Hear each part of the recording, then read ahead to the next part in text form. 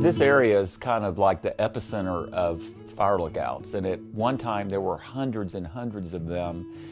And over the years, as they've gone into disrepair, the Forest Service has had to either tear them down because they were concerned about them, and there are very few that are left. They built these things on outcroppings of rock or on top of hills so that you had a 360-degree view, so that whoever was staffing it could actually see any fires, and then they would be able to report them down.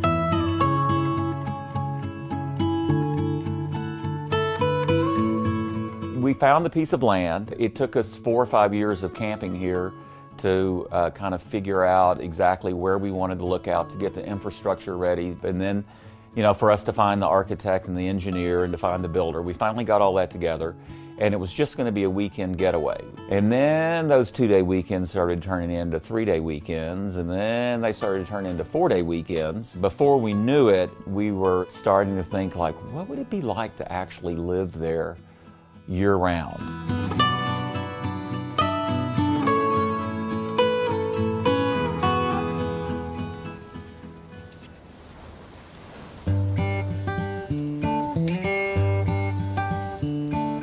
So the tower, from the ground up to the deck, is 40 feet high.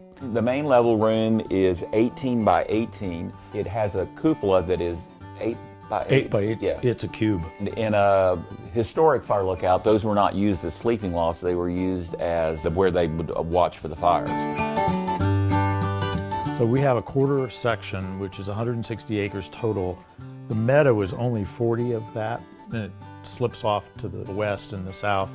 And then, for the most part, we're surrounded by the National Forest. Often say off-grid is not what it used to be, because we have cell phone service and we have internet and we have lights. We have solar that pumps water up here, so we have running water. So it's not near as primitive as it may sound. The saying that we love to tell each other is, just because we live off-grid doesn't mean we have to eat bad food. And we have made some amazing meals. The whole idea of being able to bring fresh produce, get really good stuff here, make it really well here, we've got all the stuff that we need to do that with, and it's just fun.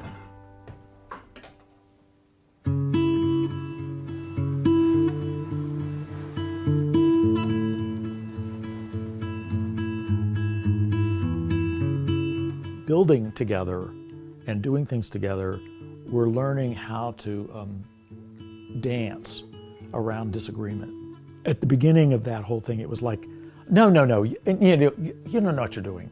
Well, none of us knew what we were doing, so we had to learn together.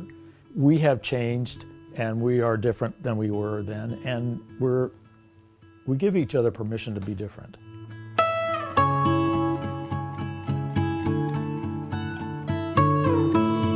Had people say to me, you know, how can you live in 388 square feet? I don't think of the space that I live in as just being the 4 walls here. All of this, the deck out front is an extension of the living room, and the meadow out there is an extension of the room, and the garden is an extension of the kitchen. So I actually feel like it's the biggest space I've ever lived in that respect.